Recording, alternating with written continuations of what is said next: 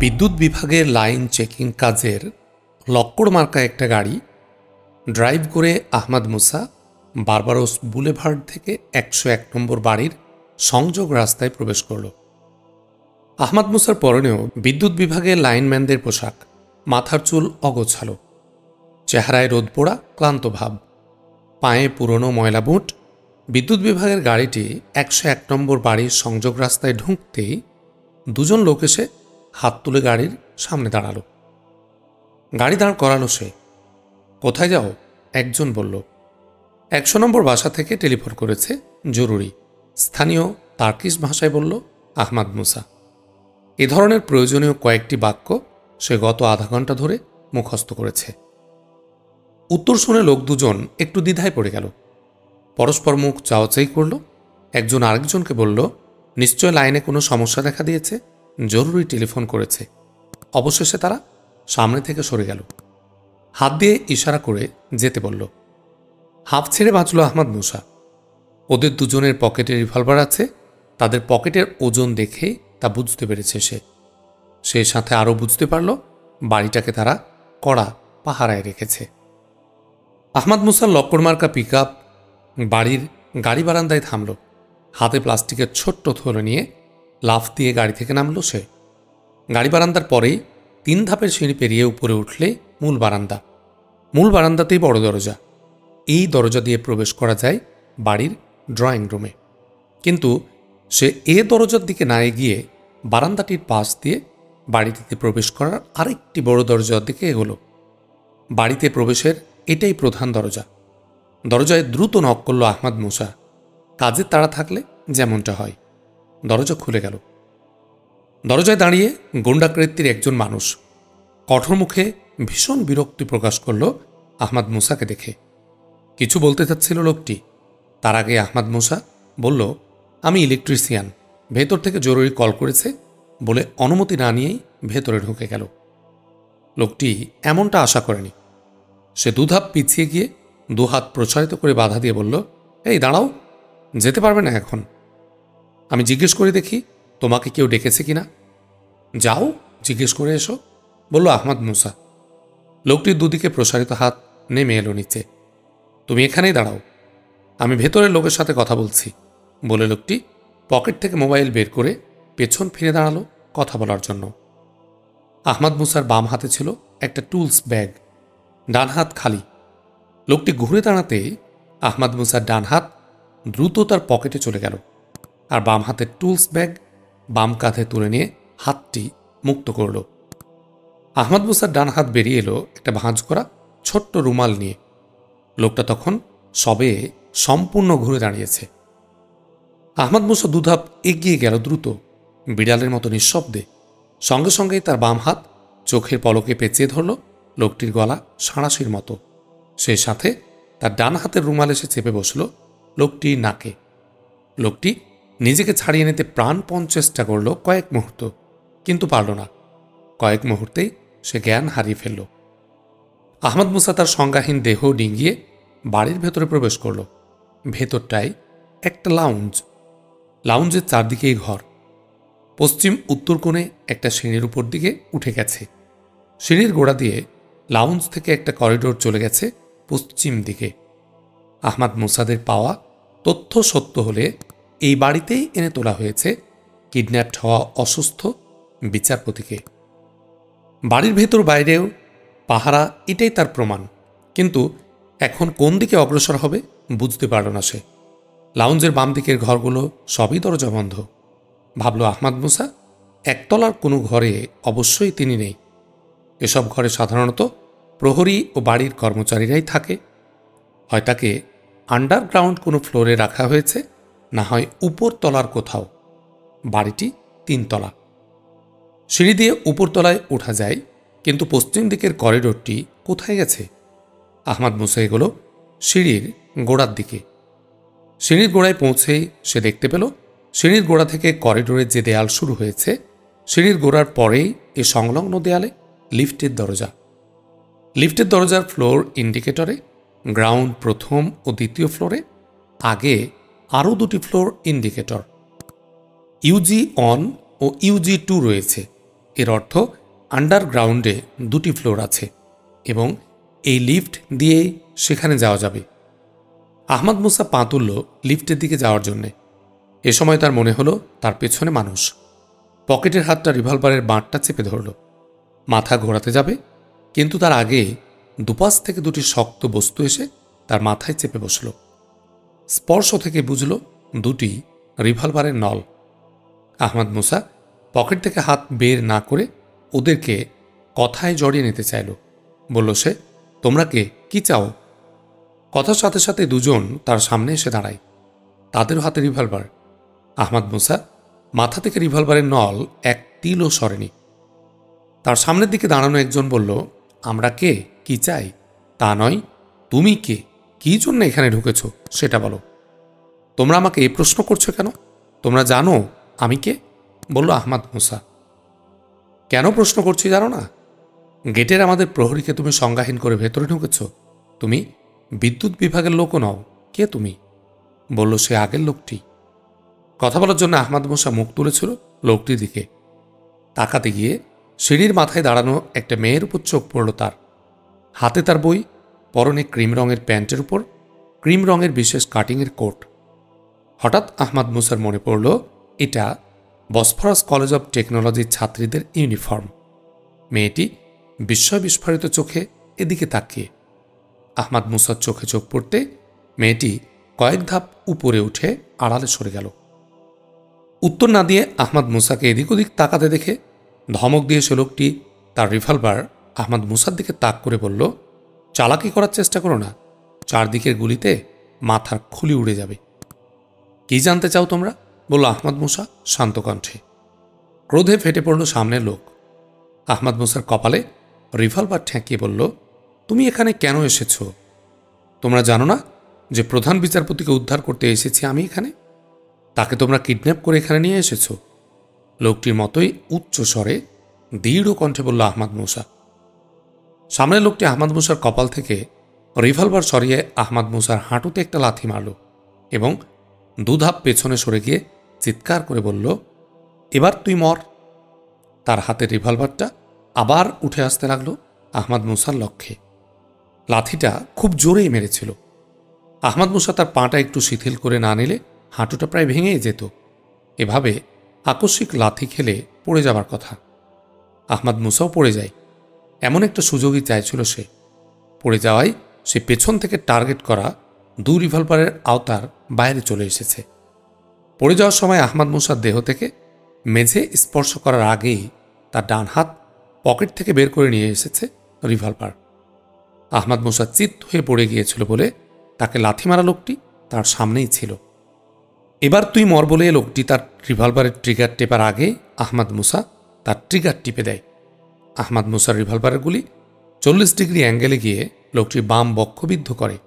গুলি খেয়ে তার দেহ ঝাঁকুনি দিয়ে উঠলেও তার তর্জনীটা রিভলভারের ট্রিগারে ঠিকই চেপে বসে আছে, কিন্তু টার্গেটটা দেহের কম্পনের সাথে কেঁপে যায়।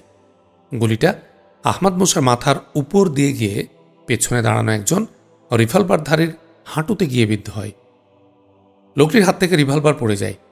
সে দুহাত দিয়ে হাঁটু চেপে ধরে বসে পড়ে।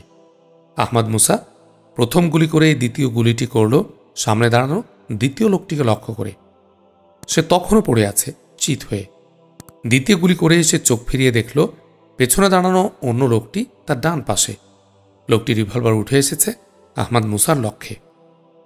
আহমদ মুসা তার রিভলভার ঘুরিয়ে নিয়েছে, কিন্তু টার্গেটকে তাক করার সময় নেই। তার এই চিন্তা যত দ্রুত চলেছে তার চেয়ে দ্রুত সচল হয়ে উঠেছে তার শরীর। উদ্যত রিভলভারের উপর চোখ পড়ার সাথে সাথে তার দেহ মিডল প্যাটে পেটানো ফুলটস ক্রিকেট বলের মতো গড়িয়ে গেল লোকটির 2 পায়ের দিকে। লোকটি গুলি করেছিল। গুলিটি আহমদ মুসার গড়ানো দেহের প্রান্ত থেকে মাত্র 6-7 ইঞ্চি দূরে মেঝেতে গিয়ে বিদ্ধ হয়। যথাসময়ে তার দেহ না গড়ালে গুলিটি তার বাম বুককে এফোড় ওফোড় করে দিত। রিভলভারের টার্গেট সরিয়ে নিয়ে লোকটি দ্বিতীয় গুলির জন্য ট্রিগারের তর্জনী চাপে, কিন্তু তার আগে আহমদ মুসার গড়ানো দেহ প্রচণ্ডভাবে আঘাত করল তার 2 পায়ে। লোকটি হুমড়ি খেয়ে উপুড় হয়ে পড়ে গেল। আহমদ মুসা উঠে বসেছে। লোকটিও পড়ে গিয়ে এক মোচড়ে দেহটাকে ঘুরিয়ে নিয়ে উঠে বসে। রিভলভার সেও ছাড়েনি। তার রিভলভারও ঘুরে আসছে আহমাদ মুসার দিকে। লোকটির চোখে মুখে বেপরোয়া ভাব। আহমাদ মুসার হাতের রিভলভারও উদ্যত। বেপরোয়া লোকটিকে সময় দেয়া যাবে না ভেবেই আহমাদ মুসার তর্জনী চাপল তার রিভলভারের ট্রিগারে। রিভলভার থেকে বেরিয়ে গেল একটা গুলি, আর তার সাথে সাথে আহমাদ মুসা উঠে দাঁড়াল। উঠে দাঁড়িয়ে স্থির হবার আগেই তার দেহটা ঝাঁকুনি দিয়ে কেঁপে উঠল। একটা গুলি তার উরুতে এসে বিদ্ধ হয়েছে। গুলিটা বাম উরুর বাম পাশের একটা অংশকে আগ্রাসী এক কামড় দিয়ে কিছু অংশ তুলে নেয়। আহমাদ মুসার দেহ কেঁপেছে, কিন্তু তার রিভলভার ধরা ডান হাত ও দু চোখ এক মুহূর্ত সময় নষ্ট করেনি। দু চোখ ও রিভলভার একসঙ্গে ঘুরে গেল শব্দলক্ষ্যে। আহমাদ মুসা দেখল হাঁটুতে গুলি খাওয়া লোকটি রিভলভার তুলে নিয়ে তাকে গুলি করেছে। তার দিকে চোখ পড়ার সঙ্গে সঙ্গে আহমাদ মুসা গুলি করল লোকটিকে, তাকে দ্বিতীয় গুলি করার সুযোগ না দিয়ে। বসে থাকা লোকটির মাথা গুঁড়ো হয়ে গেল, নিঃশব্দে সে ঢলে পড়ল মেঝেতে। আহমাদ মুসা ঘুরে দাঁড়ালো সিঁড়ির গোড়ার দিকে। তাকে হয় আন্ডারগ্রাউন্ড ফ্লোরে নামতে হবে, নয়তো উপরে যেতে হবে। সে নিশ্চিত এ বাড়িতেই প্রধান বিচারপতি বন্দী আছেন। ঘুরে দাঁড়াতে গিয়ে সিঁড়ির দিকেও চোখ গেল তার। দেখল সিঁড়ির মাথায় সেই মেয়েটি দাঁড়িয়ে আছে, তার সাথে সৌম্য দর্শন একজন বৃদ্ধ, লাঠিতে ভর দিয়ে দাঁড়ানো। তার বাম হাত সিঁড়ির রেলিংয়ে রাখা। লোকটির মাথার চাঁদিতে ছোট্ট একটা টুপি। তার মানে বৃদ্ধটি ইহুদি। মেয়েটি নিশ্চয় বৃদ্ধটিরই কেউ। তাহলে সেও তো ইহুদি। তারা কি এই কিডন্যাপারদের অংশ? কিন্তু ওরা তো কোনো অ্যাকশনে নেই। একই দলের হলে ওরা নির্বিকার দর্শক হবে কেন? একই দলের হলে হয় অ্যাকশনে আসার কথা, নয়তো পালানোর কথা। অথচ তাদের দেখে মনে হচ্ছে শঙ্কিত, বিস্মিত দর্শকের ভূমিকায়।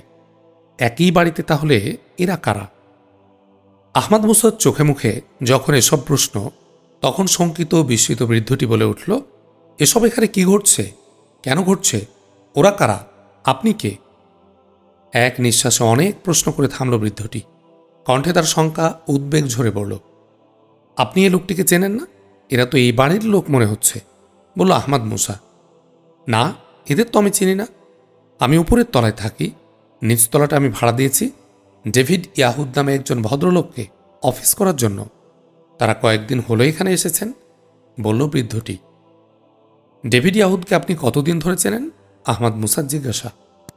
জার্মানিতে একটি বিশ্ববিদ্যালয়ে যখন আমি পড়ি, তখন সে ছাত্র ছিল সেখানে, বৃদ্ধটি বলল। বৃদ্ধ থামতেই মেয়েটি ফিসফিস করে তাকে কিছু বলল। শুনেই চমকে উঠল বৃদ্ধটি। বিস্ফারিত চোখে তাকালো আহমাদ মুসার দিকে। বলল বৃদ্ধটি চিৎকার করে, প্রধান বিচারপতিকে ওরা কিডন্যাপ করে এখানে এনেছে? এটা নাকি আপনি বলেছেন? ঘটনা কি? জি, ওরা আজ প্রধান বিচারপতিকে কিডন্যাপ করে এখানে এনেছে। আমরা নিশ্চিত জেনেই তাকে উদ্ধারের জন্য এসেছি, বলল আহমাদ মুসা। তার মানে প্রধান বিচারপতি এখন আমার এই বাড়িতে বন্দী আছেন? কম্পিত কণ্ঠে বলল বৃদ্ধটি। আমি তো তাই মনে করি, আহমাদ মুসা বলল।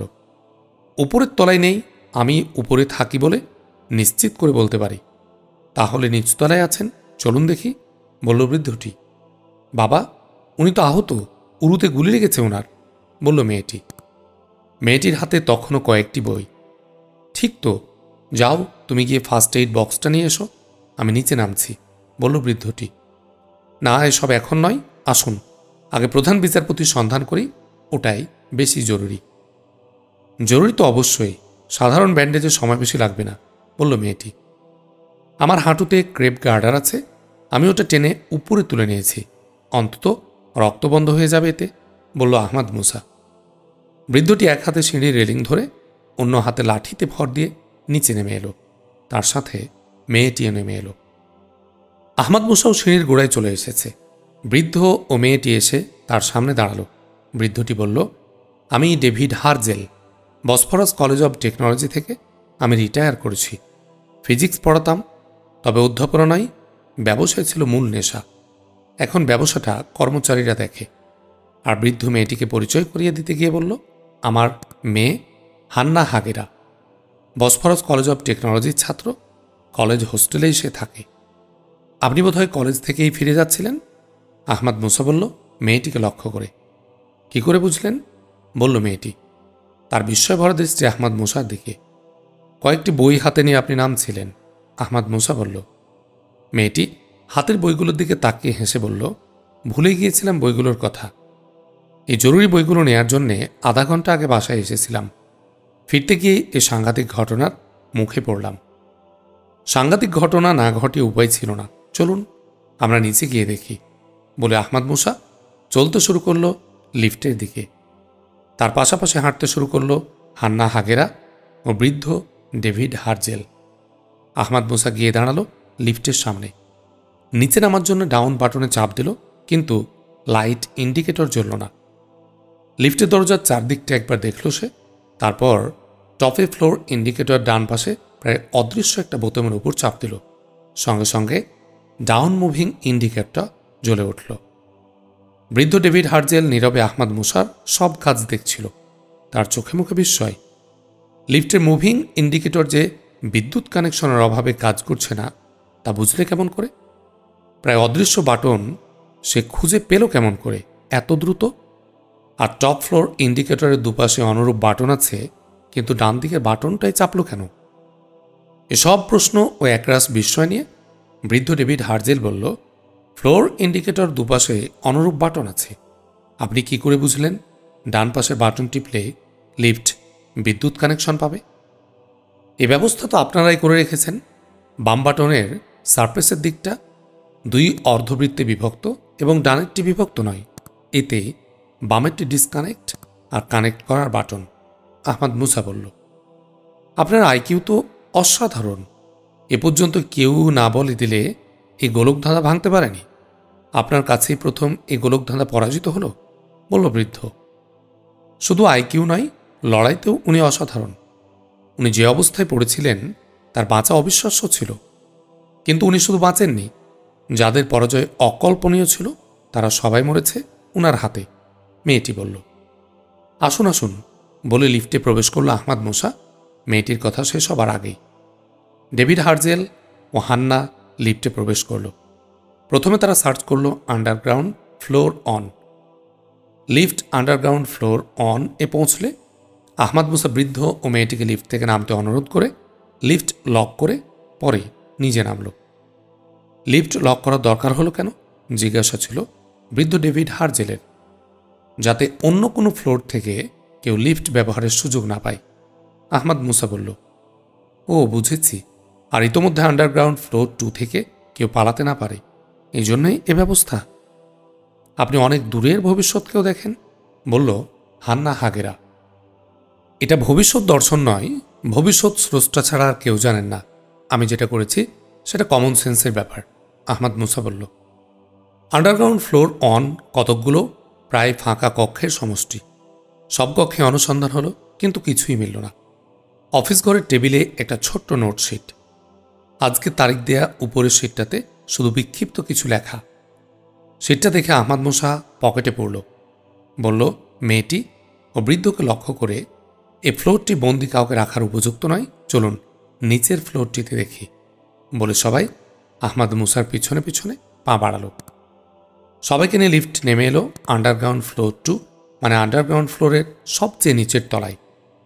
লিফট থেকে ডেভিড হার্জেল ও হান্না হাগেরা নেমে গেল আহমদ মুসাকে লিফট লক করে বেরিয়ে আসার জন্য। নিচের ফ্লোরটির অর্ধেকটাই ফাঁকা, বাকি অংশের 3 দিকে সারিবদ্ধ কেবিন। এরপরেই মাঝখানে রয়েছে প্রশস্ত অনেকখানি জায়গা। এখানে অল্পক্ষণ আগেও লোক ছিল, এখন নিশ্চয় নেই, আহমদ মুসা বলল। ডেভিড হার্জেল হাঁটতে হাঁটতে তাকালো আহমদ মুসার দিকে। তার চোখে মুখে প্রশ্ন। বলল, কেন বলছেন এ কথা? আহমদ মুসা কেবিনগুলোর দরজা খুলে দেখছিল। সব কেবিনের দরজা বন্ধ, কিন্তু লক করা নয়। এক প্রান্তের একটা কেবিনের দরজায় শুধু খোলা। আহমদ মুসা সে দরজায় গিয়ে দাঁড়ালো। বলল ডেভিড হার্জেলের প্রশ্নের জবাবে, খেয়াল করে দেখুন, পাতলা একটা সুগন্ধ আসছে। এ ফরাসি মৃগনাভির সুগন্ধ আমি আপনাদের গেট এর চেয়ে বেশি পরিমাণে পেয়েছি। আমার বিশ্বাস এখানকার সুগন্ধের উৎস আগের, গেটেরটা পরের। তুরস্কের প্রধান বিচারপতি এই সুগন্ধ ব্যবহার করেন, এটা আমি তার লাইফ ডসিয়ার থেকে জানি। ইন্টারনেটে এই লাইফ ডসিয়ার আছে। আপনার এই অনুমান প্রশংসনীয়, কিন্তু এতটুকুতেই কি বলা যায় প্রধান বিচারপতিকে এখানে আটকে রাখা হয়েছিল? ফরাসি ওই মৃগনাভির অনেকেই ব্যবহার করেন, এটাই স্বাভাবিক, বলল হান্না হাগেরা। আপনার কথাও ঠিক, বলে আহমদ মুসা খোলা দরজা দিয়ে কেবিনে প্রবেশ করল। ডেভিড হার্জেল ও হান্না হাগেরাও কেবিনের দরজায় এসে পড়েছে। কেবিনটির খাটের এদিকের পায়ার পাশে পড়ে থাকা একটা চকচকে ছোট্ট জিনিসের দিকে আহমদ মুসার দৃষ্টি আকর্ষিত হয়েছে। আহমদ মুসা গিয়ে ওটা তুলে নিল। জিনিসটার উপর চোখ বুলিয়ে আহমদ মুসা একটু উচ্চ স্বরে বলল, হ্যাঁ মিস্টার ডেভিড হার্জেল, প্রধান বিচারপতি এখানেই ছিলেন, তার চিহ্ন তিনি এখানে ফেলে রেখে গেছেন। ডেভিড হার্জেল ও হান্না হাগেরা দুজনেই জিনিসটা তুলে নেওয়াকে উৎসুকের দৃষ্টিতে দেখছিল। বলল হান্না হাগেরা দ্রুত কণ্ঠে, কি ওটা পেলেন? আহমদ মুসা জিনিসটা তাদের দিকে তুলে ধরে বলল, বিচারপতির মনোগ্রামের কোটপিন, বিচারপতিরা এটা পরেন। ডেভিড হার্জেল ওটা দেখে বলল, এটা ঠিক বলেছেন, এটা বিচারপতিদের কোটপিন। বলার সাথে সাথে বৃদ্ধ ডেভিড হার্জেলের মুখটা কঠোর হয়ে ওঠে। বলল, ওরা আমার বাড়িকে সন্ত্রাসের আড্ডা বানিয়েছে? ডেভিড ইয়াহুদকে আমি প্রতিভাবান একজন ভালো মানুষ মনে করতাম। মুহূর্তের জন্যে একটু থেমে আবার বলে উঠল, কিন্তু তাকে নিয়ে এসে আবার সরিয়ে নিল কেন? ওরা বুঝতে পেরেছিল ওদের এই আড্ডার ঠিকানা আমরা পেয়ে গেছি, বলল আহমদ মুসা। আপনারা কে? আপনার পরিচয় কিন্তু জানা হয়নি, জিজ্ঞাসা ডেভিড হার্জেলের। আমি খালেদ খাকান, আমি আপনাদের পুলিশকে সাহায্য করছি, আহমদ মুসা বলল। আপনার নাম বললেন, কিন্তু পরিচয় তো হলো না। আপনি পুলিশ এটুকু মাত্র বোঝা গেছে, বলল হান্না হাগেরা। প্লিজ, এসব কথা পরে হবে। এখন উদ্বেগজনক হলো অসুস্থ প্রধান বিচারপতির কোথায় কিভাবে পাওয়া আছেন। তাকে অবিলম্বে উদ্ধার করতে না পারলে তার ক্ষতি হতে পারে, আহমদ মুসা বলল। আহমদ মুসার গম্ভীর কণ্ঠে উদ্বেগ ঝরে পড়ল। ডেভিড হার্জেল ও হাগেরার চোখে মুখে উদ্বেগের ছায়া খেলে গেল। বলল ডেভিড হার্জেল, কিন্তু তারা প্রধান বিচারপতিকে কিডন্যাপ করেছে কেন? তাকে নিয়ে তারা কি করবে? আমরা কিছুই বুঝতে পারছি না। এর উত্তর দিতে হলে অনেক কথা বলতে হবে। শুধু এটুকু জেনে রাখুন, ওরা বিদেশের স্বার্থে গোপনে কাজ করে। রোমেলি দুর্গের ল্যাবরেটরি অব টেকনোলজিকে ওরা ধ্বংস করতে চায়। ওরা ল্যাবরেটরির প্রধান বিজ্ঞানী ডক্টর আন্দালুসিকে কিডন্যাপ করেছিল। তাকে উদ্ধার করা হলে ওরা সুযোগ পেয়ে চিফ জাস্টিসকে কিডন্যাপ করেছে, সম্ভবত পণবন্দী হিসেবে, কিংবা প্রতিশোধ নেয়ার জন্যে ওরা প্রধান বিচারপতিকে হত্যাও করতে পারে, আহমদ মুসা বলল। সাংঘাতিক ঘটনা, কিন্তু প্রধান বিচারপতিকে ওরা সরিয়ে নিয়েছে, কোথায় পাওয়া যাবে ওদের? উদ্বেগে ডেভিড হার্জেলের কণ্ঠ কাঁপছিল। ভাবছিল আহমদ মুসা। বলল, ওরা বেশিক্ষণ আগে যায়নি প্রধান বিচারপতিকে নিয়ে। ওরা চারজনকে পেছনে রেখে গিয়েছিল। তাদের উদ্দেশ্য পেছনটা নিরাপদ রাখা এবং তাদের এ ঘাঁটির সন্ধান সত্যিই কেউ পেয়েছে কিনা, কেউ আসে কিনা সেটা দেখার জন্যে। আমার ধারণা তাদের এখান থেকে পালানোর সময় আধা ঘন্টার বেশি হবে না। ভ্রু কুঞ্চিত হয়ে উঠেছিল হান্নার। আধা ঘন্টা আগে বাড়িতে আসার সময় ঠিকই সে দেখেছিল দুটি গাড়িকে তাদের বাড়ি থেকে চলে যেতে। সামনে একটা মাইক্রোবাস ছিল, পেছনে একটা জিপে ছিলেন ডেভিড ইয়াহুদ আঙ্কেল। তাহলে কি প্রধান বিচারপতিকে নিয়েই তারা পালাচ্ছিলেন ওই সময়? বুকটা কেঁপে উঠল হান্না হাগেরার। বলল সে, হ্যাঁ, আধা ঘন্টা আগে আমি বাড়িতে আসার সময় দুটি গাড়ি আমাদের বাড়ি থেকে যেতে দেখেছি। একটা মাইক্রো, অন্যটা জিপ। জিপ চালাচ্ছিলেন ডেভিড ইয়াহুদ আঙ্কেল নিজেই। আহমদ মুসার মুখ উজ্জ্বল হয়ে উঠল। বলল, সন্দেহ নেই ওই মাইক্রোবাসে অসুস্থ প্রধান বিচারপতি ছিলেন। আপনি ঠিক কোন জায়গায় ওদের দেখেছিলেন? কোন দিকে যাচ্ছিলেন? গাড়ি দুটি প্রধান রাস্তায় উঠতে যাচ্ছিল। সে সময় আমি ওদের ক্রস করি। আমি অটোরিকশায় আসছিলাম। ডেভিড ইয়াহুদ আঙ্কেল আমাকে দেখেননি, আমি তাকে দেখেছি। পরে আমি পেছনে ফিরে তাকাইনি। ওরা রাস্তায় উঠে কোন দিকে গেছে সেটা দেখিনি। তবে, বলে থেমে গেল হান্না হাগেরা। তবে কি? জিজ্ঞাসা আহমদ মুসার। আমি যখন ডেভিড ইয়াহুদ আঙ্কেলকে ক্রস করে এসেছি, সে সময় তার কণ্ঠ থেকে দুটি শব্দ আমার কানে এলো, একদম অচেনা দুটি শব্দ। আমি বুঝলাম না, পেছন দিকে তাকালাম। দেখলাম একজন জিপের দিকে তাকিয়ে দাঁড়িয়ে আছে। বুঝলাম তাকে লক্ষ্য করে শব্দ দুটি বলা হয়েছে। ওই লোকটি চারজনের একজন, যারা আপনার সাথে সংঘর্ষে এইমাত্র মারা গেল। একটু থামল হান্না হাগেরা। আহমদ মুসা উন্মুখ হয়ে উঠেছে। বলল, শব্দ দুটি কি মিস হান্না? শব্দ দুটি এরকম, ডেকেল কারমেল। শব্দ দুটি শুনে একটু ভাবল, চোখ মুখ উজ্জ্বল হয়ে উঠল আহমদ মুসার। বলল দ্রুত কণ্ঠে, ইস্তাম্বুলে পাম ট্রি গার্ডেন নামে কোনো বাগান বা পাম ট্রি গার্ডেন নামে কোনো এলাকা আছে কি? ডেভিড হার্জেল ও হান্না হাগেরা কথা বলল না তৎক্ষণাৎ, ভাবছিল তারা। একটু পর বলল, না, এ নামে কোনো বাগান বা স্থানের নাম আমরা তো শুনিনি। আহমদ মুসা পকেট থেকে মোবাইল বের করে দ্রুত একটা কল করল।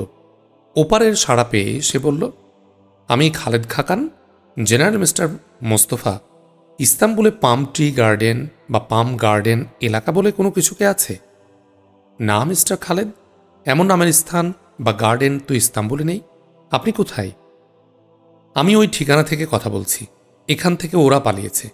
আমার মনে হয় পাম গার্ডেন নামের কোথাও পালিয়েছে। আপনি কোথায়? এখনও তো হাসপাতালে। পুলিশ প্রধান নাজিম এরকেন তোমার ওখানে রওনা দিয়েছে, বলল ওপার থেকে জেনারেল মোস্তফা। এখন আর এদের আসার প্রয়োজন ছিল না।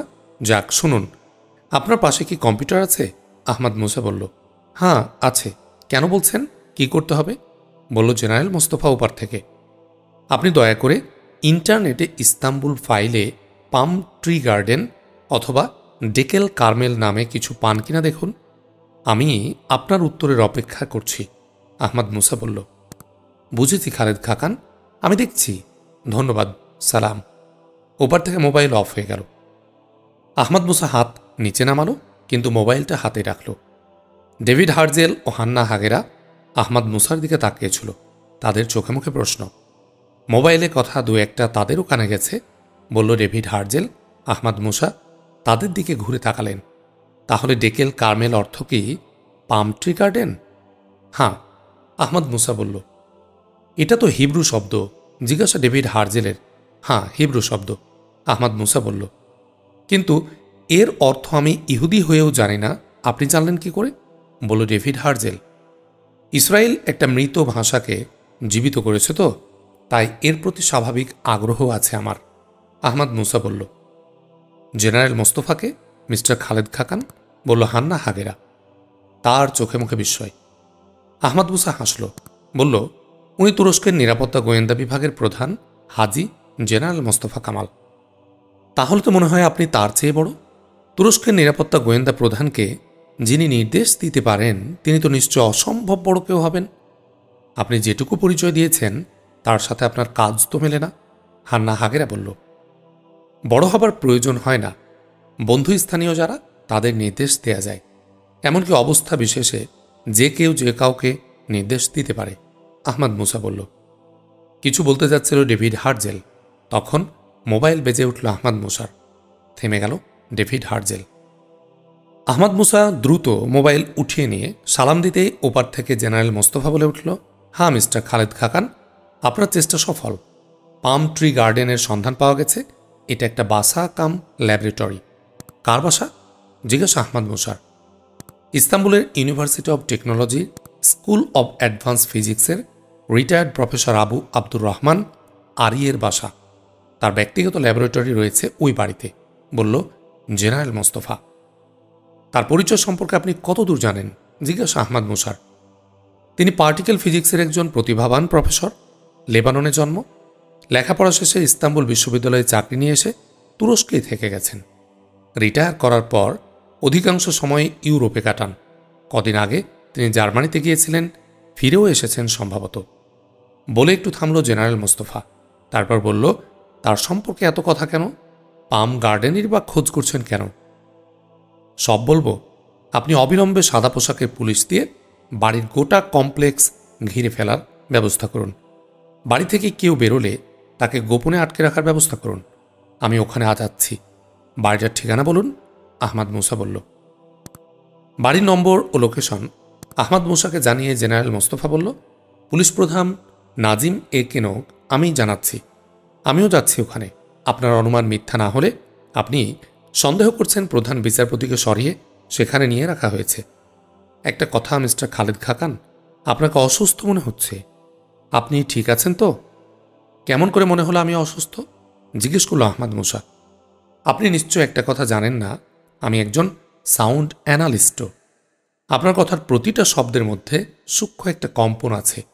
এই ধরনের কম্পন কোনো দৈহিক আঘাত থেকে আসে। আমি ঠিক বলেছি কিনা বলুন? জেনারেল মোস্তফা বলল। হ্যাঁ জেনারেল মোস্তফা, আমার হাঁটুর একটু উপরে একটা গুলি আঘাত করেছে। তেমন খুব বড় আঘাত নয়, একটা পাশ ঘেঁষে গুলিটা বেরিয়ে গেছে। আমি ভালো আছি মিস্টার জেনারেল, বলল আহমদ মুসা। গুলি লেগেছে? তাহলে আপনি চলে আসুন।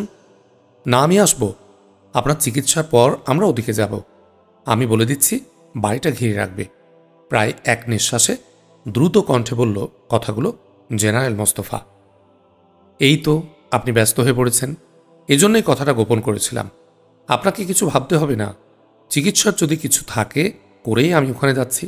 আপনি আসুন। আহমদ মুসা বলল, না মিস্টার খালেদ খাকান, এ ব্যাপারে আপনার উপর আমার কোনো আস্থা নেই।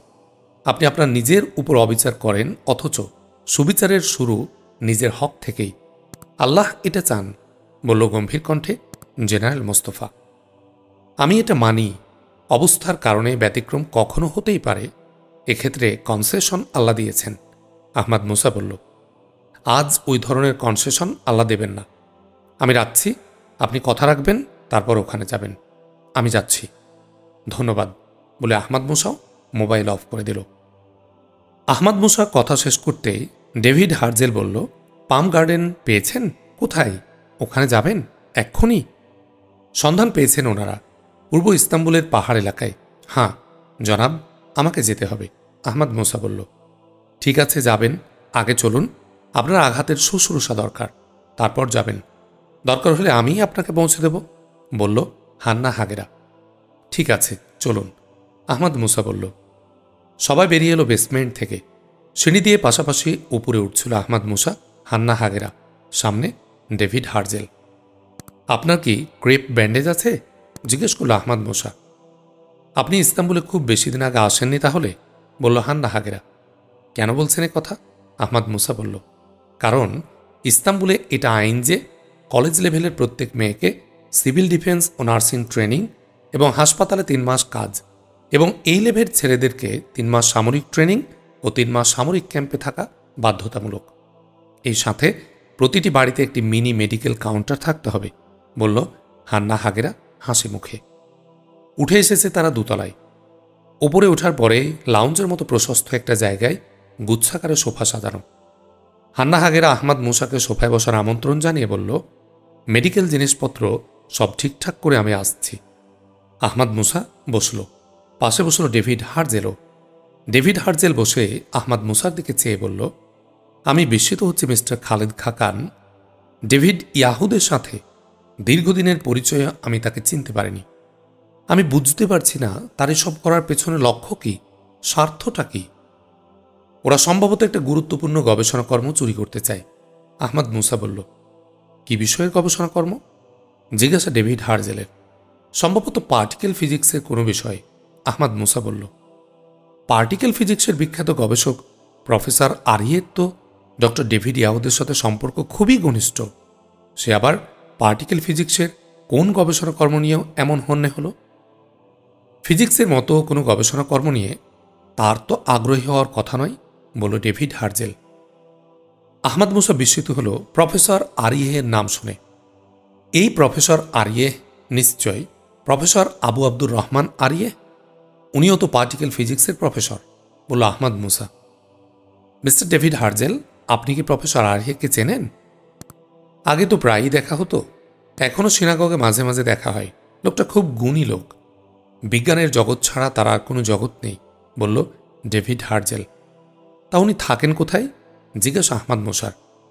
আগে বিশ্ববিদ্যালয় কোয়ার্টারেই থাকতেন, এখন কোথায় থাকে জানি না, ডেভিড হার্জেল বলল। আহমদ মুসা নিশ্চিত হল ডেভিড হার্জেল সব কথাই সত্য বলেছেন। আবু আব্দুর রহমান আরিয়ে কোথায় থাকেন জানলে তিনি পাম গার্ডেনও চিনতে পারতেন। হঠাৎ আহমদ মুসার মনে পড়ল, আবু আব্দুর রহমান আরিয়ে সিনাগগে যান কেন? তাহলে কি? মনে সন্দেহটি উকি দিতে আহমদ মুসা জিজ্ঞেস করল, মিস্টার ডেভিড হার্জেল, বিজ্ঞানী আবু আব্দুর রহমান আরিয়ে সিনাগগে যান কেন? হাসল ডেভিড হার্জেল, বলল, আপনি কি তাকে মুসলিম মনে করেছেন? সে তো একজন সক্রিয় ইহুদি। তাহলে নামটা? আহমদ মুসা বলল, এমন নাম আপনি প্রচুর দেখবেন। অনেক রকম সুবিধা লাভের জন্য স্কুলে ভর্তি হওয়ার সময় অনেক ইহুদি, বিশেষ করে রাজনৈতিক চিন্তায় নাম পাল্টায়। তার নামও এইভাবে পাল্টানো হয়েছে, বলল ডেভিড হার্জেল। ডেভিড ইয়াহুদের মতো কোনো গোপন সংগঠনের সাথে কি তিনি জড়িত? আহমদ মুসার জিজ্ঞাসা। তা তো আমি জানি না, তিনি নিরেট একজন গবেষক। তবে আমাদের ইহুদিদের মধ্যে যারা চরমপন্থী তাদের সাথেই তার ওঠা বসা, বলল ডেভিড হার্জেল। এই চরমপন্থীরা কারা? বলল আহমদ মুসা। এ ব্যাপারে আসলে আমার স্বচ্ছ ধারণা নেই, তবে আমি যেটা বুঝেছি তাতে ইহুদিবাদকে আধিপত্যের এক অস্ত্র হিসেবে যারা দেখতে চায়, প্রফেসর আরিয়েহ তাদের সাথে একমত। আহমদ মুসা কিছু বলতে যাচ্ছিল, ঠিক এ সময় হান্না হাগেরা এসে দাঁড়িয়েছিল। বলল, সব ঠিকঠাক, আসুন মিস্টার খালেদ খাকান। বলেই হান্না হাগেরা চলতে শুরু করল। আহমদ মুসাও তার পিছু পিছু চলল। লাউঞ্জ থেকে এক করিডোর ধরে সামনে এগিয়ে শেষ প্রান্তের একটা রুম, বাড়ির মেডিকেল কর্নার। মোটামুটি বড়সড় ঘর, দুটি বেড, বসার জন্য কয়েকটি সোফা ও চেয়ার, একটা উঁচু লম্বা টেবিল, ঠিক অপারেশন টেবিলের মতো, স্টিলের ফ্রেমে একটা কাঁচের আলমারি, তাতে ওষুধপত্র ও চিকিৎসা সরঞ্জাম। ঘরটিতে আয়োডিনের গন্ধ হাসপাতালের মতোই। আহমদ মুসা দেখল ছোটখাটো অপারেশনের মতোই ব্যান্ডেজ ও অন্যান্য সরঞ্জাম একটা ছোট্ট টেবিলে সাজানো। অনুরূপ আরেকটা টেবিলে পানির গামলা। ঘরের অন্য পাশে রয়েছে একটা পানির বেসিন। সব দেখে আহমদ মুসা কিছু বলার জন্যে হান্না হাগেরার দিকে চাইতেই সে বলল, আপনি টেবিলে শুয়ে পড়ুন, আপনার দেরি হয়ে যাচ্ছে। আহমদ মুসার মুখে বিব্রত ভাব ফুটে উঠল। নিজের উরুর ব্যান্ডেজ সে নিজেই করতে চায়। বলল সে, ধন্যবাদ মিস হান্না হাগেরা, ছোট শুশ্রূষা ও ব্যান্ডেজের কাজটা আমিই করে নিতে পারব। হান্না হাগেরা তাকালো আহমদ মুসার দিকে, তার চোখে বিস্ময়। বলল, আপনি একা কিভাবে করবেন? কেন করবেন? বলেছি তো, এর উপর আমার ট্রেনিং আছে।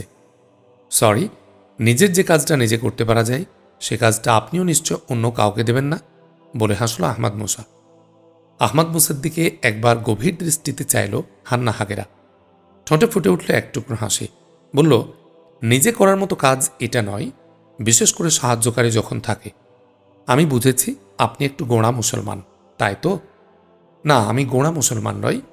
মুসলিম শব্দের আগে গোঁড়া অগোড়া বিশেষণ লাগানো যথার্থ নয়, বলল আহমদ মুসা। তার মুখে হাসি। কেন? যারা ধর্মীয় অনুশাসন মানার নামে বাড়াবাড়ি করে তাদেরও তো গোঁড়া বলা হয়, বলল হান্না হাগেরা। হাসল আহমদ মুসা। বলল, ধর্মীয় অনুশাসন মানার নামে যদি কেউ বাড়াবাড়ি করে তাহলে সেটা ধর্মীয় আদর্শ ও অনুশাসনের পরিপন্থী কাজ। এটাকে গোঁড়ামি বলা যায় না। গোঁড়ামি অর্থে সাধারণত যারা ধর্মীয় আদর্শ ও অনুশাসন পুরোপুরি মানতে চেষ্টা করে তাদেরকে বোঝানো হয়, কিন্তু গোঁড়ামি শব্দের ব্যবহার এক্ষেত্রে যথার্থ নয়। এখানে গোঁড়ামির বদলে একনিষ্ঠ বা নিষ্ঠাবান শব্দের ব্যবহার যথোপযুক্ত, কারণ ধর্মীয় আদর্শ ও অনুশাসন পুরোপুরি মেনে চলতে চেষ্টা করা ভালো জিনিস, কিন্তু গোঁড়ামি শব্দ থেকে এই ভালো অর্থ বোঝায় না। তার মানে আপনি ধর্মের নিষ্ঠাবান অনুসারী? ধন্যবাদ আপনাকে, বলেই ঘুরে দাঁড়িয়ে পেছনের ওয়াল হ্যাঙ্গারে এক সেট পোশাক দেখিয়ে বলল, ব্যান্ডেজ শেষে আপনি এ পোশাক পরে নেবেন। পরনের জামাকাপড় আপনার নষ্ট হয়ে গেছে, আর হ্যাঁ, বিদ্যুৎ অপারেটরের চেহারাটাও এই সুযোগে পাল্টে নেবেন। হান্না হাগেরার মুখে হাসি। বলেই ঘর থেকে বেরিয়ে এলো হান্না হাগেরা। হান্না হাগেরাকে দেখে ডেভিড হার্জেল বলল, কি ব্যাপার, তুমি চলে এলে? বাবা, উনি একাই নিজের ট্রিটমেন্ট করবেন, বলল হান্না হাগেরা, তার ঠোঁটে হাসি। উনি তাই বললেন? আশ্চর্য মানুষ, ডেভিড হার্জেল বলল। সব দিক দিয়ে আশ্চর্য মানুষ বাবা তিনি, তবে গত আধা ঘন্টায় তার যে পরিচয় মিলেছে তাতে আশ্চর্য বিশেষণ তার জন্য যথেষ্ট নয়। তিনি তুরস্কের সিকিউরিটি চিফ জেনারেল মোস্তফাকে ডিকটেট করতে পারেন। তার পরিচয় কি হতে পারে বাবা ভেবে দেখো, বলল হান্না হাগেরা। হ্যাঁ, দেখছি ডেভিড ইয়াহুদরা তো কম নয়, তাহলে তাদের বিরুদ্ধে যে নামবে সে তো ওদের থেকেই বড় হবে, ডেভিড হার্জেল বলল। কিন্তু বাবা, বুঝতে পারছি না ডেভিড ইয়াহুদ আঙ্কেলরা কাজটা কি করছেন। বিজ্ঞানীকে ধরে রাখতে পারেননি, বাগে পেয়ে অসুস্থ বিচারপতিকে পণবন্দি বানিয়েছেন। এতটা মরিয়া কেন ওরা? কি কারণে? ভাবনায় কপাল কুঞ্চিত হয়ে উঠেছিল ডেভিড হার্জেলের। ধীরে ধীরে বলল, সব কথা আমি খালেদ খাকানকে বলিনি। ডেভিড ইয়াহুদদের সন্ত্রাসী কাজকর্মের দিকটা আমি একেবারেই জানি না। কিন্তু তাদের ধ্বংসকারী গবেষণা কর্মের দিকটা আমি কিছুটা জানি। একদিন সিনাগগে নিরিবিলি আলাপকালে বিজ্ঞানী আবু আব্দুর রহমান আরিয়েহ বলেছিলেন, দুনিয়াটা হাতের মুঠোয় আসতে দেরি নেই। মানুষ পরমাণুকে নিজের ইচ্ছার অধীন করে বিধ্বংসী মারণাস্ত্র বানিয়েছে, তেমনি আলোর পরমাণু ফোটন পার্টিকেলকে দাস বানিয়ে দুনিয়ার সব শক্তির সব সমরাস্ত্রকে অদৃশ্য এক অস্ত্র দ্বারা নীরব ধ্বংসের শিকারে পরিণত করব। আমি বিস্মিত কণ্ঠে বলেছিলাম, এমন অস্ত্রের কল্পনা কি বাস্তব? উত্তরে তিনি বলেছিলেন, বলতে পারেন সাফল্য থেকে মাত্র আমরা 1 গজ দূরে। বলে একটু থামল ডেভিড হার্জেল। পর মুহূর্তে আবার বলে উঠল, কিন্তু বুঝতে পারছি না, তাদের কথা সত্য হলে তারা তো ভয়ঙ্কর অস্ত্র আবিষ্কার করছে, তাহলে তারা অন্য একজন বিজ্ঞানীর গবেষণা নিয়ে এমন মরিয়া হয়ে উঠল কেন? বাবা, বিজ্ঞানী বিজ্ঞানীর প্রতিদ্বন্দ্বী হয়, এও হয়তো তেমনই একটা ব্যাপার। কিন্তু বাবা, আমি ভাবছি অন্য কথা। ডেভিড ইয়াহুদ আঙ্কেল এমন ভয়ঙ্কর অস্ত্র তৈরি করছেন কেন? কার স্বার্থে? কোনো রাষ্ট্রের তারা কেউ নন, মালিকও তারা কোনো রাষ্ট্রের নন। তাহলে দুনিয়ার সব অস্ত্রাগার ধ্বংস করে তারা কি করবেন? বলল হান্না হাগেরা, তার কণ্ঠে বিস্ময়। এর উত্তর আমিও জানি না মা। ডেভিড ইয়াহুদ ও আবু আব্দুর রহমান আরিয়েহ দুজনেই তুরস্কের নাগরিক, কিন্তু তুরস্কের পক্ষে তারা কাজ করছে না, এ কথা পরিষ্কার। আবু আব্দুর রহমান আরিয়ের কথাবার্তায় যে ইঙ্গিত পেয়েছি তাতে বোঝা যায় তারা জায়নবাদী কোনো চক্রান্ত বা পশ্চিমী কোনো পাওয়ার সিন্ডিকেটের পক্ষে কাজ করছে। এটা যদি সত্য হয় তাহলে তা হবে সাংঘাতিক বিপজ্জনক, বলল ডেভিড হার্জেল, তার চোখে মুখে দুশ্চিন্তার কালো ছাপ। হান্না হাগেরার চোখে মুখে আশঙ্কার ছাপ। বলল, ব্যাপারটা আমার কাছে সিরিয়াস মনে হয়নি, কিন্তু এখন আপনার শেষ কথাগুলো শুনে আমি আতঙ্কিত বোধ করছি। এ তো পৃথিবীর বিরুদ্ধে, পৃথিবীর মানুষের বিরুদ্ধে একটা ভয়াবহ ষড়যন্ত্র। আমি ভেবে পাচ্ছি না আমাদের তুরস্ক এই ভয়াবহ ষড়যন্ত্রের স্থান হয়ে দাঁড়ালো কেমন করে। দুজনই সোফায় বসে আলোচনায় তন্ময় হয়ে গিয়েছিল। আহমাদ মুসা পেছনে এসে গিয়েছিল। হান্না হাগেরার কথার জবাবে কিছু বলতে যাচ্ছিল ডেভিড হার্জেল, কিন্তু তার আগে আহমাদ মুসা বলল, সরি মিস হান্না, তুরস্ক কেন ভয়াবহ ষড়যন্ত্রের স্থান হয়ে দাঁড়ালো? হান্না হাগেরা বসে থেকে পেছন ফিরে তাকালো, দেখল আহমাদ মুসা একদম তার পেছনে এসে দাঁড়িয়েছে। তার পরনে নতুন প্যান্ট ও শার্ট, আগের জ্যাকেটটা তার গায়ে আছে। হান্না উঠে দাঁড়িয়ে বলল, বসুন, বলছি আপনার উত্তর। আহমাদ মুসা বসতে বসতে বলল, এখানে আমাকে এক্ষুনি ছুটতে হবে। হ্যাঁ, যে প্রশ্নটা জিজ্ঞেস করেছিলেন, কিসব ভয়ঙ্কর অস্ত্র নাকি আবিষ্কৃত হয়েছে, ফোটন পার্টিকেল ব্যবহার করে নাকি দুনিয়ার সব মারণাস্ত্র তার অস্ত্রাগারেই নীরবে ও পলকের মধ্যে ধ্বংস করার অস্ত্র আবিষ্কার করেছে এক ব্যক্তি বা একটি সংঘ, এবং এই আবিষ্কারের গবেষণা নাকি তুরস্কেই রয়েছে। এ ভয়ঙ্কর খবরের কথাই বলছিলাম। চমকে উঠল না আহমাদ মুসা, কিন্তু বিস্মিত হলে এই ভেবে যে তাহলে ডেভিড ইয়াহুদরা আমাদের আইআরটি ফোটনের গামা পার্টিকেল থেকে সৌড এর আবিষ্কার করেছে, সে খবর এদের কানে পর্যন্ত পৌঁছে গেছে। তবু স্বাভাবিক জিজ্ঞাসা হিসাবেই বলল, এমন সাংঘাতিক খবর আপনারা কোথা থেকে পেলেন? হান্না হাগেরা তার পিতার দিকে চাইল। ডেভিড হার্জেল একটু নড়ে চড়ে বসল। একটা অস্পষ্ট চিন্তার রেখা তার মুখে ছায়া ফেলছিল। বলল, ডেভিড ইয়াহুদ বলেছিল তারা নাকি এ ধরনের ভয়ঙ্কর গবেষণা করছে, সাফল্য থেকে তারা নাকি মাত্র 1 গজ দূরে। এই গল্পটাই আমি হান্নার কাছে করছিলাম। হাসল আহমাদ মুসা, মনে মনে বলল, তারা তো গবেষণা করছে না, গবেষণার ফল তারা হাইজ্যাক করতে চাচ্ছে, কিন্তু তা মারণাস্ত্র নয়, মারণাস্ত্র থেকে রক্ষার অস্ত্র। তবে এসব মনের কথা না বলে আহমাদ মুসা বলল, মারাত্মক খবর, কিন্তু তারা কি ওই ভয়ঙ্কর অস্ত্র পাওয়া থেকে 1 গজ দূরে, না গবেষণার সাফল্য থেকে 1 গজ দূরে? ও হ্যাঁ, গবেষণার সাফল্য থেকে তারা মাত্র 1 গজ দূরে, এই কথাই তারা বলেছেন, বলল ডেভিড হার্জেল। আহমাদ মুসা এবার একটু বিস্মিতই হল। ডেভিড ইয়াহুদরা তো আমাদের আইআরটি থেকে সফল অস্ত্র সোর্ড হাইজ্যাক করতে চাচ্ছে। তাছাড়া এটা তো মারণাস্ত্র নয়, মারণাস্ত্রকে অচল করার অস্ত্র। আর এ অস্ত্র তো কোনো অস্ত্রাগারে গিয়ে তা ধ্বংস করবে না। তাহলে অমন কথা ডেভিড ইয়াহুদ বলবে কেন? এসব কথা আহমাদ মুসার মনে নতুন করে জাগল, কিন্তু কোনো সমাধান পেল না। আহমাদ মুসার চিন্তা আবার ঘুরে গেল বন্দি অসুস্থ প্রধান বিচারপতির দিকে। দেহটা সোজা হয়ে অ্যাটেনশনের রূপ নিল। বৃদ্ধ ডেভিড হার্জেলকে লক্ষ্য করে বলল, আমি এখন উঠতে চাই স্যার, অনেক ধন্যবাদ। কথা শেষ করেই চাইল আহমাদ মুসা হান্নার দিকে। তার রক্তাক্ত কাপড়ের প্যাকেটটা পাশ থেকে হাতে তুলে নিয়ে বলল, এটা আমি বাইরের ডাস্টবিনে ফেলে দেব। নতুন এক প্রস্ত কাপড়ের জন্য আপনাকে অসংখ্য ধন্যবাদ। কাপড়গুলো ফেরত পাঠানো শোভন হবে না। আপনি এমন অবস্থায় পড়লে কি করতেন বলুন তো? হাসল হান্না হাগেরা। বলল, আমি বলতে পারি, যদি আপনি আমাকে কপি না করার প্রতিশ্রুতি দেন। এভাবে কপি সাধারণত আমি করি না, সুতরাং আপনি বলুন। আহমাদ মুসা বলল, আমি নতুন আর এক প্রস্ত কাপড় তার জন্য পাঠিয়ে ঋণটা শোধ করতাম। বলে হাসতে লাগল হান্না হাগেরা। ও, আমার মনের কথায় আপনি? আহমাদ মুসারকে কথার মাঝখানে থামিয়ে দিয়ে বলল হান্না, আপনি আপনার মনের কথা দোহাই দিয়ে এখন প্রতিশ্রুতি উল্টালে তো চলবে না। আপনি আমাকে কপি করবেন না স্বীকার করে নিয়েছেন। আপনার মতো আমারও তো ঋণ শোধ করা দরকার, সেটা কিভাবে হবে? দুনিয়াতে মহাজন খাতক দাতা গ্রহিতা সম্পর্কের বাইরে কোনো সম্পর্ক নেই? জিজ্ঞাসা হান্না হাগেরার। তার কণ্ঠ গম্ভীর। অবশ্যই আছে, সে মানবিক সম্পর্কটাই প্রধান, বলল আহমাদ মুসা। তাহলে তার কোনো কথা থাকে না? হান্না হাগেরা বলল। তার মুখে হাসি। ধন্যবাদ মিস হান্না। আমি আহমাদ মুসাকে আবার বাধা দিয়ে হান্না হাগেরা বলে উঠল, এ ধরনের ধন্যবাদ সাধারণত সম্পর্কের ইতি ঘটানোর সমার্থক, কিন্তু গত 1 ঘন্টায় এমন এক মহা ঘটনার সাথে আমাদের জড়িয়েছেন যা ইচ্ছা করলে আমরা ভুলে যেতে পারবো না। এ ব্যাপারে আপনার কাছ থেকে আমরা কিছু আশা করি। আহমাদ মুসার মুখে ভাবনার একটা ছায়া নামল। বলল, সব ধন্যবাদ বিদায়ের নয় মিস হান্না। ঘটনার ব্যাপারে মিস হান্না যে আগ্রহ প্রকাশ করেছেন সেটা আমার জন্য আরও আনন্দের। আপনারা আমাকে সহযোগিতা করছেন, আরও সাহায্যের প্রয়োজন হতে পারে। ওয়েল মিস হান্না, আমি আপনাদের সাহায্য চাই, বলে আহমাদ মুসা উঠে দাঁড়ালো মিস হান্না ডেভিড হার্জেলও। ডেভিড হার্জেল বলল, অবশ্যই ইয়াং ম্যান, সাহায্য করার যদি কিছু থাকে অবশ্যই পাবে। ধন্যবাদ আপনাদের, আমি চলি, বলল আহমাদ মুসা। হান্না হাগেরা আহমাদ মুসা দিকে এগিয়ে এলো।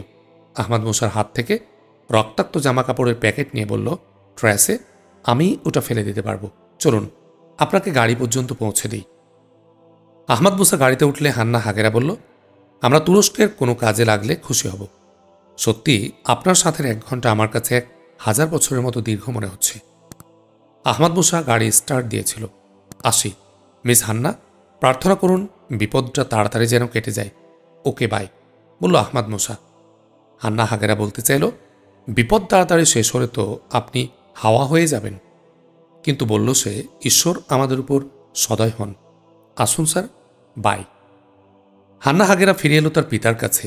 পিতার পাশে বসেই বলল, বাবা, বিজ্ঞানী আবু আব্দুর রহমান আরিয়ে যে তোমাকে ওই আবিষ্কারের কথা বলেছেন সেটা গোপন করলে কেন? তিনিই তো আবিষ্কারের কথা বলেছিলেন, তার নাম না বলে ডক্টর ইয়াহুদের নাম বললে কেন? বৃদ্ধ ডেভিড হার্জেল একটু গম্ভীর দৃষ্টিতে তাকালো হান্না হাগেরার দিকে। ধীর কণ্ঠে বলল, সব সময় সব কথা বলতে নেই। আমি তাদের সাথে একমত নই বটে, কিন্তু আমি বিজ্ঞানী আবু আব্দুর রহমানকে ঝামেলায় জড়াতে চাইনি। তিনি একজন গুণী নির্ঝঞ্ঝাট মানুষ। কিন্তু বাবা, তিনি তো ঝঞ্ঝাট বাঁধানোর অস্ত্র তৈরি করেছেন, বলল হান্না হাগেরা।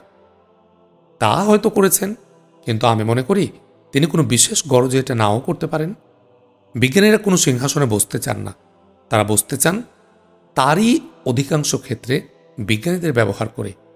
ডেভিড হার্জেল বলল, কিন্তু বাবা, তুমি যা বলেছ তাতেই তো দেখা যাচ্ছে তিনিই দুনিয়াকে দাস বানানোর কথা বলছেন।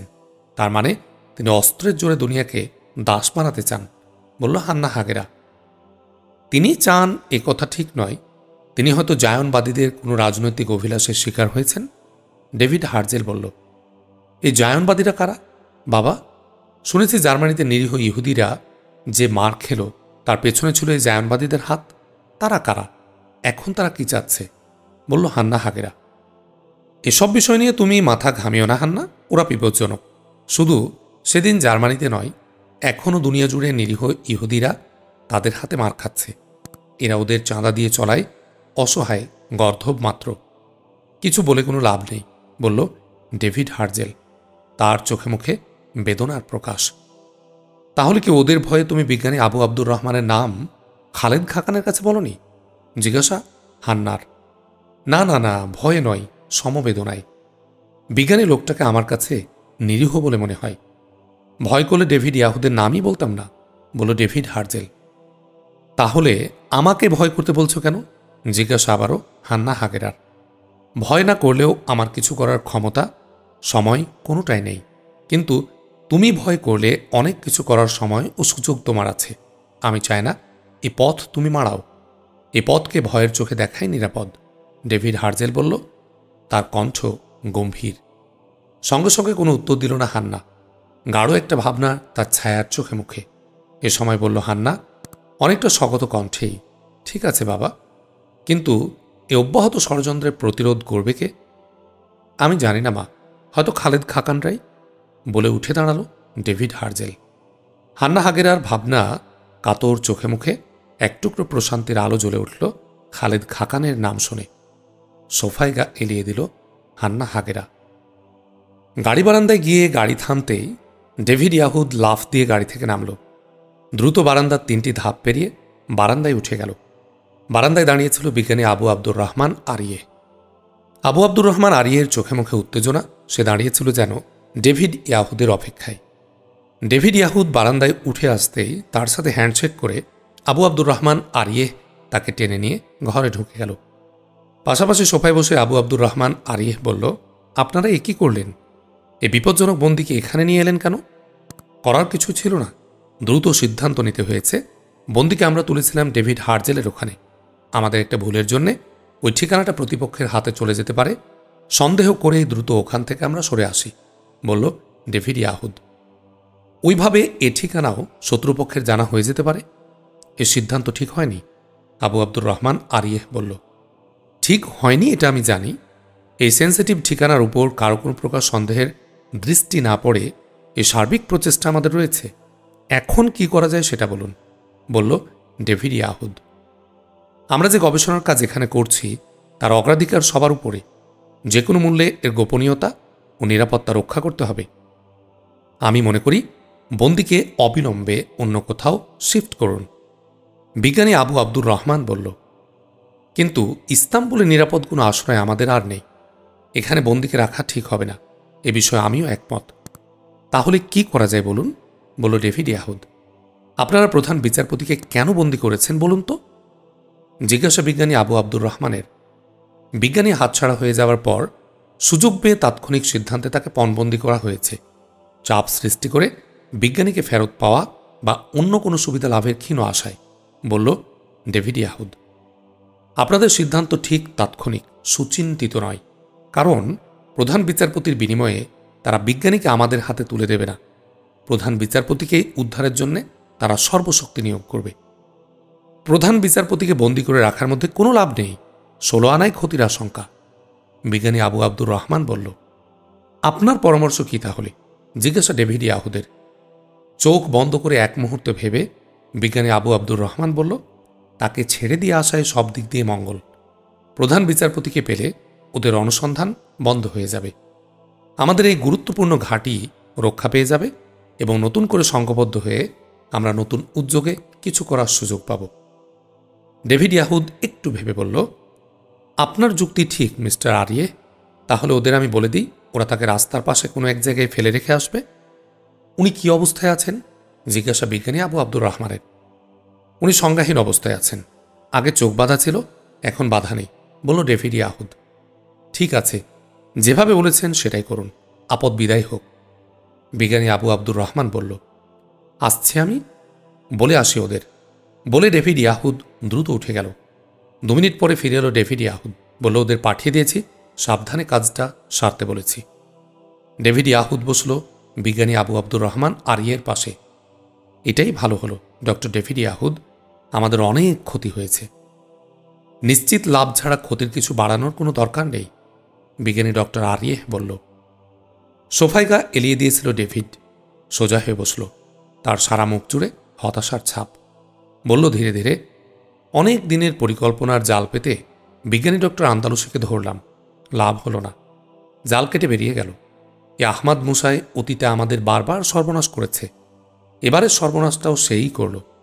সে দৃশ্যপটে উদিত না হলে সৌডের ফর্মুলা, সৌডের মডেল সবই এতদিন আমাদের হাতে এসে যেত। হঠাৎ কোথেকে উদয় হলো এই শয়তানটা? হঠাৎ কেন আসবে? ওআইসি ও তুরস্ক সরকার পরিকল্পনা করেই তাকে নিয়ে এসেছে। আহমাদ মুসা এখন ইসলামী বিশ্বের শেষ তুরুপের তাস হয়ে দাঁড়িয়েছে। দেখা যাচ্ছে যেখানেই তাদের অনতিক্রম্য ক্রাইসিস, সেখানে আহমাদ মুসাকে হাজির করা হচ্ছে, বলল বিজ্ঞানী ডক্টর আরিয়ে। বুঝতে পারছি না আমরা এখন কোন পথে এগোব। আমি নতুন করে তেল আবিব ও ইউরোপ আমেরিকায় আমাদের নেতৃবৃন্দকে অনুরোধ করেছিলাম আহমাদ মুসাকে মোকাবিলা করতে পারে এমন কাউকে পাঠানোর জন্যে। তারা কোনো আশ্বাস দিতে পারেনি। তারা বিজ্ঞানী ডক্টর আন্দালুসিকে হাতে আনাকেই গুরুত্ব দিয়েছিল সবচেয়ে বেশি, কিন্তু তাকে হাতে এনেও রাখতে পারলাম না। আমি ভাবছি তাকে কিডন্যাপ করার নতুন উদ্যোগ শুরু করার কোনো বিকল্প নেই। একজন ব্যক্তিকে তারা তো বাক্সবন্দি করে রাখতে পারবে না। প্রচেষ্টা অব্যাহত রাখলে তাকে হাতে পাওয়ার একটা সুযোগ পাওয়া যাবেই, বলল ডেভিড ইয়াহুদ। দুর্বল ও বেদনার্ত কণ্ঠ তার। সোফায় গা হেলান দিয়ে ভাবছিল বিজ্ঞানী ডক্টর আরিয়ে। তার চোখ দুটি বোঝা। সে সোজা হয়ে বসল, মাথা নিচু হলো তার।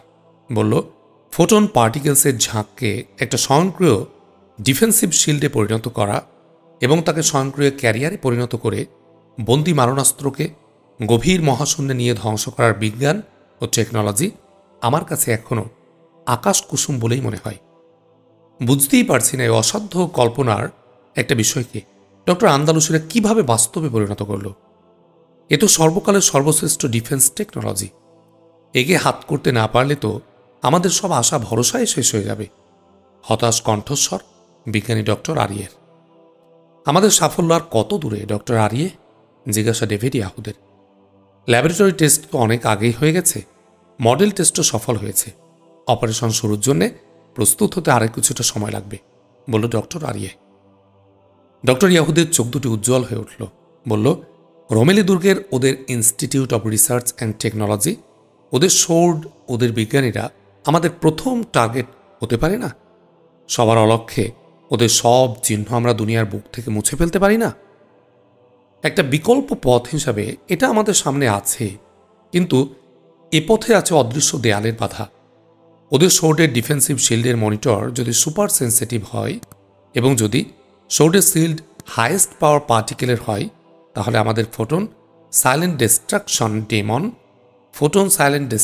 ডেমন FSDD ধ্বংস করার বদলে সোর্ডের হাতে বন্দী হয়ে যেতে পারে। সুতরাং আমাদের ফোটন সাইলেন্ট ডিস্ট্রাকশন ডেমন বা ডাবল ডি ব্যবহারের ক্ষেত্রে সমস্যা আছে, বলল বিজ্ঞানী আরিয়ে গম্ভীর কণ্ঠে। কিন্তু তারা যদি অপ্রস্তুত অবস্থায় থাকে, এবং সে সম্ভাবনাটাই বেশি, ডক্টর ডেভিড ইয়াহুদ বলল। সেটাও সম্ভাবনার ব্যাপার। নিশ্চিত করে তো বলা যায় না যে তারা সবসময় প্রস্তুত থাকে না। থাকারই কথা, বলল ডক্টর আরিয়ে। আর কি বিকল্প আছে? বলল হতাশ কণ্ঠে ডক্টর ডেভিড ইয়াহুদ। বিকল্প আর কিছু নেই। ওদের বিজ্ঞানী ডক্টর আন্দালুসিকে কিডন্যাপ করা অথবা মেরে ফেলা অথবা ওদের ধ্বংস করা, এই দুই পথেরে আমাদের এগোতে হবে, ডক্টর আরিয়ে বলল। কিন্তু ওদের ধ্বংস করার পথই তো অনিশ্চিত, বলল ডেভিড ইয়াহুদ। আমি তত্ত্বগত অসুবিধার কথা বলেছি। বাস্তবে সুবিধাও থাকতে পারে, আশঙ্কা সত্য নাও হতে পারে। বিষয়টা আরও বিবেচনা সাপেক্ষ। যা ভাবছি সেরকম সম্ভাবনা নাও হতে পারে, ডক্টর আরিয়ে বলল। ডক্টর আরিয়ের কথা শেষ হবার আগেই ডক্টর ডেভিড ইয়াহুদের টেলিফোন বেজে উঠেছিল। ডক্টর ইয়াহুদ তার মোবাইল বের করে নিয়েছিল তার পকেট থেকে। ডক্টর আরিয়ের কথাও তখন শেষ হয়ে যায়। ডক্টর ইয়াহুদ মোবাইলে ওপ্রান্তের সাড়া পেতেই বলে উঠল, কি খবর জোনা? কাজ শেষ? কাজ শেষ? হ্যাঁ, শেষ। তাকে এইমাত্র ওরা তুলে নিয়ে গেছে, বলল ওপার থেকে। এত তাড়াতাড়ি? তোমরা ওখানেই? এপার থেকে প্রশ্ন ডক্টর ইয়াহুদের। বলছি, আমরা তাকে হাইওয়ের বাঁদিকেই চৌরাস্তার টপ ফ্লাইওভারে ফেলে রেখে চলে এসে আবার রাস্তা ঘুরে ওদিকে গিয়েছিলাম। মানুষের জটলা দেখে আমরা যাচ্ছিলাম ওখানে। পৌঁছতেই দেখলাম একজন তার সংজ্ঞাহীন দেহ গাড়িতে তুলল। গাড়িতে তুলে দরজা বন্ধ করে মোবাইলে কথা বলতে বলতে গাড়ির ড্রাইভিং সিটের দিকে যাচ্ছিল। স্পষ্ট শুনলাম উনি বলছেন, জেনারেল, তাকে পাওয়া গেছে মাঝপথেই। প্রয়োজন নেই আর আপনাদের আসার। হাসপাতালে ফিরুন, আমি ওকে নিয়ে হাসপাতালে আসছি। কথা শেষ করে গাড়ি নিয়ে উনি ছোটেন সিজলির দিকে। আমার মনে হয় লোকটি কোনো সরকারি লোক হবে। লোকটি কেমন, ইউনিফর্মে কি ছিল জিজ্ঞাসা ডক্টর ইয়াহুদের। না, সিভিল ড্রেস, একাহারা সাধারণ ফিগার, এশীয় চেহারা, বলল ওপার থেকে জোনা। ঠিক আছে, তোমরা চলে এসো। ওকে বলে মোবাইল মুখের কাছ থেকে সরিয়ে নিয়ে অফ করে দিল। মোবাইলে লাউড স্পিকার অন ছিল। মোবাইলের সব কথা ডক্টর আরিয়ে শুনছিল। মোবাইল বন্ধ করে ডক্টর ইয়াহুদ কিছু বলার আগেই ডক্টর আরিয়ে বলে উঠল, মিস্টার ইয়াহুদ, বোঝা যাচ্ছে যে লোকটি প্রধান বিচারপতিকে তুলে হাসপাতালে নিয়ে গেছে সে তাকে উদ্ধার করতেই এদিকে আসছিল, এবং জেনারেল মোস্তফারাও আসছিল উদ্ধার অভিযানে। কিন্তু এদিকে কেন? থামল ডক্টর আরিয়ে, তার চোখে মুখে উদ্বেগের ছায়া। বলল সে, টেলিফোনে জোনা যা বলল তাতে তো বোঝা যাচ্ছে ওরা এদিকেই আসছে, কিন্তু কেন এদিকে এটা তো বলা মুশকিল। এ পথ দিয়েও তো অনেক দিকেই যাওয়া যায়। তা যাওয়া যায়, এখানেও তো আসা যায়, বলল ডক্টর আরিয়ে। তা আসা যায়, কিন্তু তারা এখানে আসবে কেন, বলল ডক্টর ইয়াহুদ। এ প্রশ্নের উত্তর তো আমার জানা নেই, কিন্তু যে উত্তর আমাদের জানা নেই তা কারও জানা নেই, তা ঠিক তো নাও হতে পারে। ডেভিড হার্জেলের বাড়ির সন্ধান তারা পেয়েছিল এ কথা আমরা জানি, সুতরাং আমাদের এ ঠিকানার নিরাপত্তা নিয়ে আশঙ্কা আমরা করতেই পারি, বলল ডক্টর আরিয়ে। ডক্টর ইয়াহুদ কোনো উত্তর দিল না, তাকিয়েছিল আরিয়ের দিকে।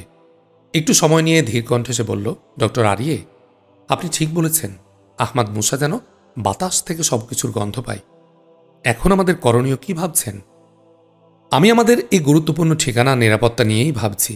এ ঠিকানাও ছেড়ে দিতে হয় কিনা তা আমাদের ভাববার বিষয় হয়ে দাঁড়ালো, ডক্টর আরিয়ে বলল। আপনার ভাবনা ঠিক, কিন্তু প্রধান বিচারপতিকে উদ্ধারের পর আমাদের এ ঠিকানা ওদের সন্দেহের তালিকায় আর নেই, কারণ প্রধান বিচারপতিকে তারা পেয়েছে অন্য এক জায়গায়। এর অর্থ এখানে তাকে আনা হয়নি।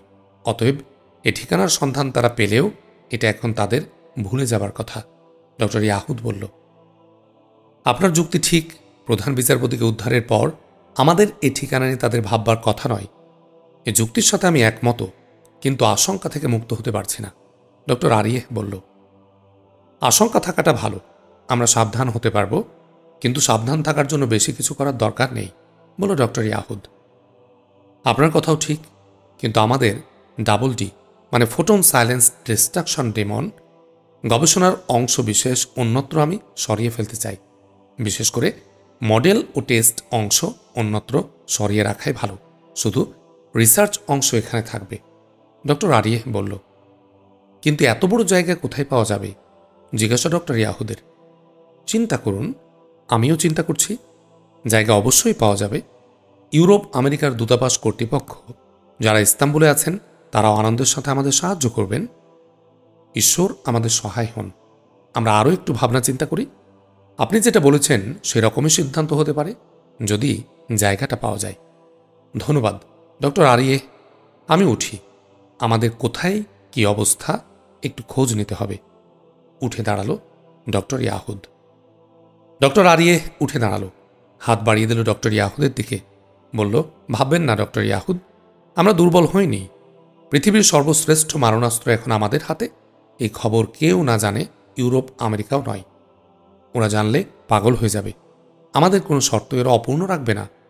সোর্ড ইউরোপ আমেরিকার আতঙ্কের কারণ বটে, কিন্তু ডাবল ডির খবর জানলে ওদের শ্বাস রুদ্ধ হয়ে যাবে। অতএব আমাদের চিন্তার কিছু নেই। ধন্যবাদ ডক্টর আরিয়ে। সোর্ডের ফর্মুলা হাত করা এবং সোর্ড ও তার গবেষণা ধ্বংস করার জন্যে ওরা আমাদের সাহায্য করেছে। এই সাহায্য আমাদের ও আমাদের ডাবল ডির শত্রু সোর্ডকে ধ্বংস করতে যেমন আমাদের সুযোগ করে দিয়েছে, তেমনি আমাদের ডাবল ডির গবেষণা তৈরিতেও সাহায্য করেছে। ঈশ্বরকে ধন্যবাদ, তিনি তার আশীর্বাদ আমাদের উপর ঢেলে দিয়েছেন। কথা শেষ করে ডক্টর আরিয়ের হাত ছেড়ে দিয়ে বলল, আসি, বাই। ঈশ্বর আমাদের সহায় হন। আসুন, বলল ডক্টর আরিয়ে। ইস্তাম্বুল সামরিক হাসপাতালের ভিভিআইপি স্যুট। ইজি চেয়ারে শুয়ে বিজ্ঞানী ডক্টর আন্দালুসি। তার বাম ও ডান পাশের সোফাগুলোর বাম পাশের একটিতে বসে আছে তুরস্কের অভ্যন্তরীণ security chief general Mostafa Kamal, এবং ডান পাশের পাশাপাশি দু সোফায় বসে আছেন তুরস্কের প্রেসিডেন্ট আহমাদ আর্দোগাল বাবাগলু ও প্রধানমন্ত্রী হোসাইন ইসমাইল সেলিক।